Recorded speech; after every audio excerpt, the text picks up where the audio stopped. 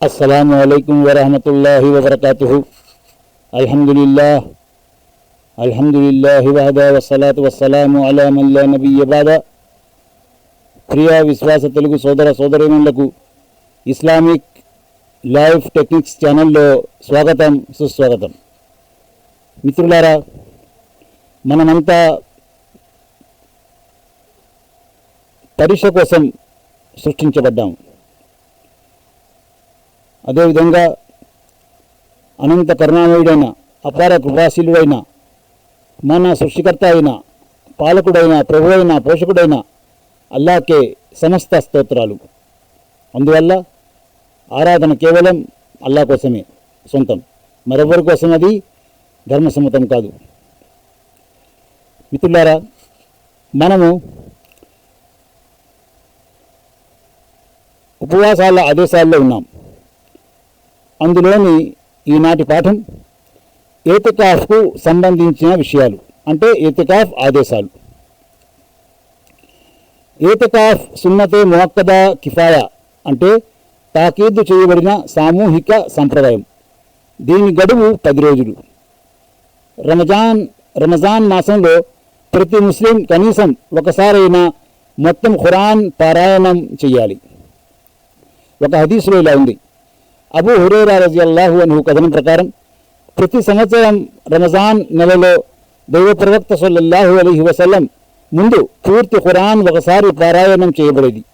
ఆయన మరణించిన సంవత్సరంలోనైతే ఆయనకు 2 సార్లు మొత్తం ఖురాన్ వినిపించబడింది. అదేవిధంగా ప్రతి సంవత్సరం ఆయన 10 రోజులు ఏతికాఫ్ పాటించేవారు. అయితే తను మరణించిన సంవత్సరంలో ఆయన 20 రోజులు ఏతికాఫ్ పాటించారు. బుఖారీ. ఏతికాఫ్ పాటించదలుచుకున్నప్పుడు ఫజ్ర్ నమాజ్ తర్వాత దాని స్థలంలోకి వెళ్ళిపోవటం మస్నూన్, అంటే ప్రవక్త సల్లల్లాహు అలైహి వసల్లం సాంప్రదాయం. అంటే ఏతికాఫ్లోకి వెళ్ళాలనుకున్న వ్యక్తి ఫజ్ర్ నమాజ్ తర్వాత ప్రవేశించాలి, అంటే తన కుటీరంలోనికి ప్రవేశించాలి. ఒక హదీసులో ఇలా ఉంది. ఆయిషా రజియల్లాహు అన్హా కథనం ప్రకారం దైవ ప్రవక్త సల్లల్లాహు అలైహి వసల్లం ఏతికాఫ్ చేయదలుచుకున్నప్పుడు ఫజ్ర్ నమాజ్ చేసుకొని ఆ తర్వాత ఏతికాఫ్ స్థలంలోకి వెళ్ళిపోయేవారు. అబూ దావూద్, ఇబ్ను మాజా, సహీహ్. ఏతికాఫ్ పాటిస్తున్న తన భర్తను కలుసుకోవటానికి భార్య వెళ్ళవచ్చు. అదేవిధంగా ఏతికాఫ్ పాటిస్తున్న వ్యక్తి తన భార్యను ఇంటి దగ్గర వదిలి పెట్టి రావడానికి మస్జిద్ బయటకు వెళ్ళవచ్చు. ఒక హదీసులో ఇలా ఉంది. సఫియా రజియల్లాహు అన్హా కథనం ప్రకారం దైవ ప్రవక్త సల్లల్లాహు అలైహి వసల్లం ఏతికాఫ్ పాటిస్తున్నప్పుడు ఓ రోజు రాత్రి నేను ఆయన్ను కలవటానికి వెళ్ళాను. కాసేపు ఆయన దగ్గరే మాట్లాడుతూ కూర్చున్నాను. ఆ తర్వాత తిరిగి వెళ్ళిపోదామని లేచి నించోగానే దైవ ప్రవక్త సల్లల్లాహు అలైహి వసల్లం కూడా నన్ను వదిలిపెట్టి రావటానికి లేచి నిల్చున్నారు. బుఖారీ, ముస్లిం. పురుషులు ఏతికాఫ్ మస్జిద్లోనే పాటించాలి. రమజాన్లో ఏతికాఫ్ పాటించడానికి ఉపవాసం ఉండటం తప్పనిసరి. ఏతికాఫ్ స్థితిలో వ్యాధిగ్రస్తుల్ని పరామర్శించడానికి వెళ్ళటం, జనాజాలో పాల్గొనటం, భార్యతో సంభోగించడం, మానవ అవసరాల కోసం కాకుండా అనవసరంగా బయటకు వెళ్ళటం చేయరాదు. ఒక హదీసులో ఇలా ఉంది. ఆయిషా రజియల్లాహు అన్హా కథనం ప్రకారం సున్నత్ పద్ధతి ప్రకారం ఏతికాఫ్ పాటిస్తున్న వ్యక్తి వ్యాధిగ్రస్తుల్ని పరామర్శించడానికి వెళ్ళరాదు, జనాజాల్లో పాల్గొనరాదు, భార్యను ముట్టుకోవటం కానీ ఆమెతో సంభోగించడం కానీ చేయరాదు. గత్యంతరం లేదనుకుంటే తప్ప మస్జిద్ బయటకు వెళ్ళకూడదు. ఏతికాఫ్ పాటించాలంటే ఉపవాసం తప్పనిసరి. అదేవిధంగా ఏతికాఫ్ జామియా మస్జిద్లోనే పాటించాలి. అబూ దావూద్, హసన్. స్త్రీలు కూడా ఏతికాఫ్ పాటించాలి. ఆయిషా రజియల్లాహు అన్హా కథనం ప్రకారం దైవ ప్రవక్త సల్లల్లాహు అలైహి వసల్లం రమజాన్ నెలలోని చివరి దశకంలో ఏతికాఫ్ పాటిస్తూ ఉండేవారు. చివరికి ఆయన మరణానంతరం ఆయన భార్యలు ఏతికాఫ్ పాటించారు. ముస్లిం. ఒక హదీసులో ఇలా ఉంది. ఇబ్ను ఉమర్ రజియల్లాహు అన్హు కథనం ప్రకారం దైవ ప్రవక్త సల్లల్లాహు అలైహి వసల్లం ఇలా ప్రబోధించారు. స్త్రీలను మస్జిద్లకు వెళ్లకుండా ఆపకండి. అయితే నమాజ్ చేయటానికి స్త్రీల కొరకు మస్జిదుల కన్నా వారి ఇల్లే ఉత్తమ స్థలాలు. అబూ దావూద్ సహీహ్.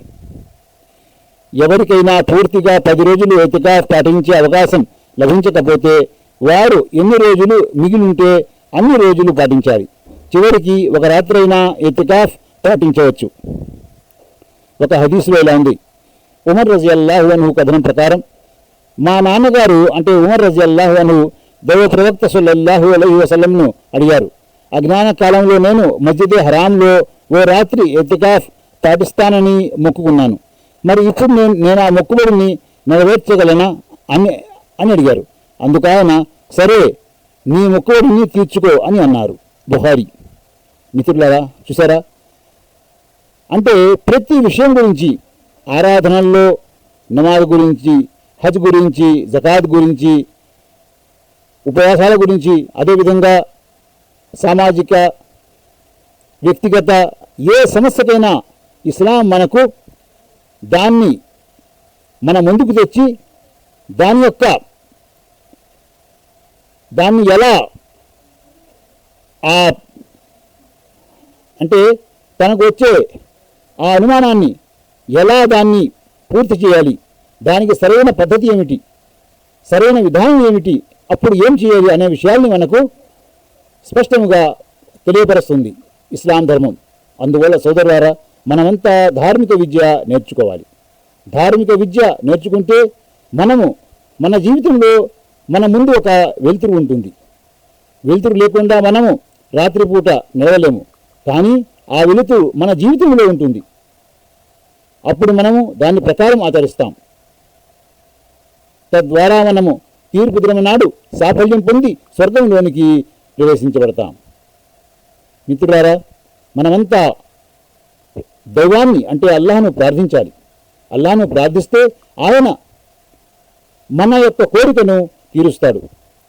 ఆ కోరిక ధార్మిక విద్య, దాని ప్రకారం జీవితం, తీర్పు దినం నాడు సాఫల్యం. ఈ 3 మనకు చాలా ముఖ్యమైనవి. వాఖిరు దావానా అనిల్ హమ్దులిల్లాహి రబ్బిల్ ఆలమీన్. అస్సలాము అలైకుం వరహ్మతుల్లాహి వబరకాతుహు.